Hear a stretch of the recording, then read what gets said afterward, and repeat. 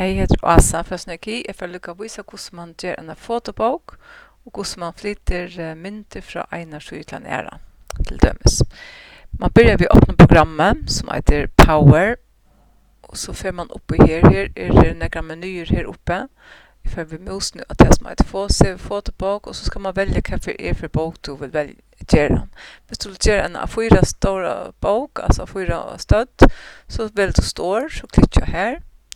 Och så kan du möjligen välja vad för papper du önskar där, alltså högglans, digitalt högglans och matt och så framvägs. Jag får bara välja mer till standard som är till böcker som är på att göra.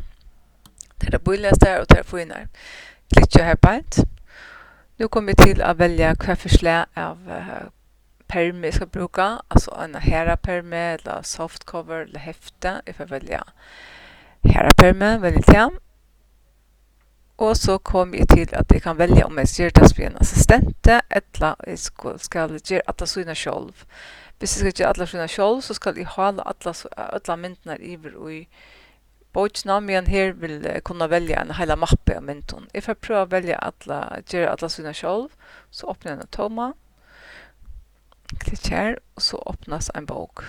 Så lycka på igenom det med det arbetar. Så nu har vi en tomma bok.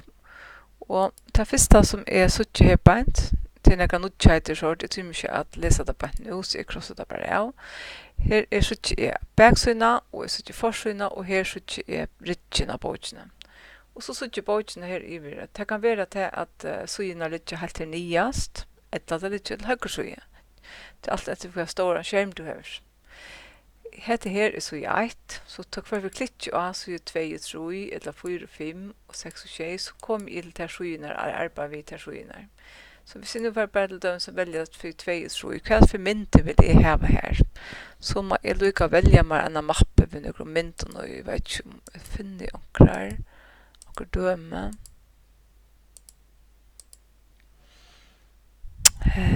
For lykke å velge på, ja. Ja, nu har vi det är så viktigt för jag finner sådana mynter så får man upp och klickar här väldigt mappen här uppe. Och så väljer man så här som mynterna är och här är det också viktigt att man styr på vad för mappe till mynter och nu är det färdig lite joy.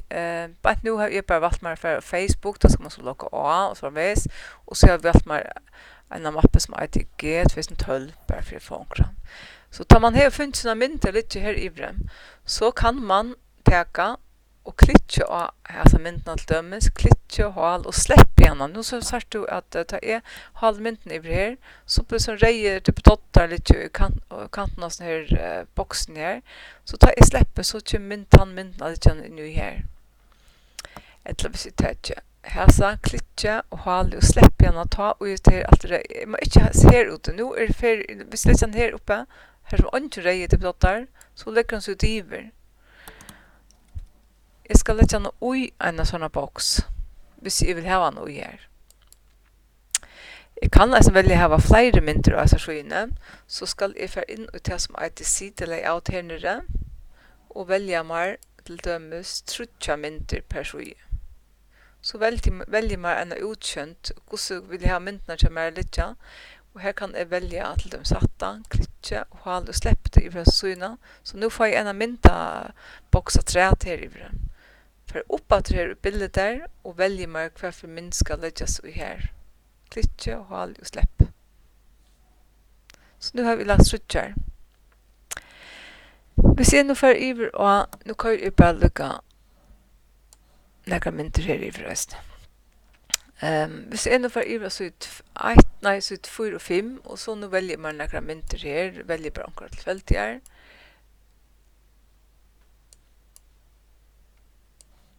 Så nu har vi några mynter och hesa skynjast. Hvis jag nu gärna vill ha hesa här mynterna vid gommostolen här och för iver en ära så till dömes av så 6 och 6 eller 2 och 3. Hvis jag ser nu vill gärna ha en iver av så 2 och 3 så kan jag klippa den. Jag kan klicka den här och klippa mynterna, tror jag saxen. För så iver att ta öppnarna som jag ska ha den och så väljer jag här uppe sätta in. Hon kommer alltid lite av vinstre sida. Så klickar du mynterna så kan du ta in och reja typ dotten här uppe flitarna i du vill gärna ha en iver och högre sida för exempel. Så det är som kommer att trycka mindre högre sida. Men nu ligger hon om man nå. Og det er ikke godt, så tog nu så fer jeg atra sida layout her, og velger meg trutja mynter, og så får jeg mulighet å velge en utkjent her som trutja mynter litt, klikka det her, og ha det i syna. Og så nu ligger hun her. Men det er sikkert at jeg vill jag häsa mynten over, så kanskje vil jeg være så gommesøva mynten over, så kan jeg klikke innan huset og uisa skyene, kan jeg så klikke av myntene, klikke og halte nu i vinstra musetast, og halen og slippe, så er det en sånn rundtinger vid en pylon, hvis jeg slipper i halen, tar rundtingen fram, slippe, så bytter om plås. Annars kan jeg flyta og på myntene på en måte, klikke og holde det fast. Alltså hvis jeg skal flyte en hesa myntene i en æra suje, så tar jeg simpelthen med klikka myntene, klikka saksen, fer iver at ta sujene som vil ha noe nå, og truster av en sujene hva saksen helt beint. Her er jeg som jeg setter inn, og nå er den her. Men hun er her bare, hun vil legges bare diver. Og hvis jeg vil gjerne ha den i hesa boksen her, så kan jeg klikka og hala og sleppa. Så nu är hon färdig här, så kan jag sletta en här på boxen här. Vi har simpelthen trustat delete, klickat det och så trustat delete. Hvis jag vill ha trutja mynter över och hesa synen här, så säger jag att jag skulle trusta sida layout, och så får jag kan det välja mig och snacka mynter till dömstrutjar. Och så får jag ett antal av synen, maten som trutja mynter kunna vara. Men jag får det bara mot det skabeloner som valgte jeg byrja vid, det er ikke bare mulighet her til large. Jeg kan nesten velge meg å vise alle matar som trutja mynter kunne litt vise alt. Altså alle matar, så nu kan jeg få en flere muligheter å legge trutja mynter inn. Så nu kan jeg til dømes velge hesa, klikke og hale og slippe. Så nu har vi en mulighet å legge en mynt her og en her. Hvis jeg skal finne meg myntene, så får jeg oppast bildet og video. Og så velger jeg meg til myntene som jeg vil ha litt, og klikke og hale og slippe der i vrør. Klikke og hale og slippe. Og dette var annars uttrykk for at denne mynten hun er for stor. Klikke og hale og slippe.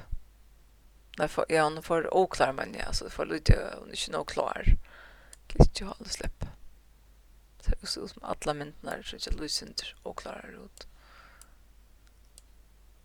Men det er knappen hever ikke printar ut. Jeg håper at det her hjelpte, og at det kommer å gjøre. Takk for det. Bye.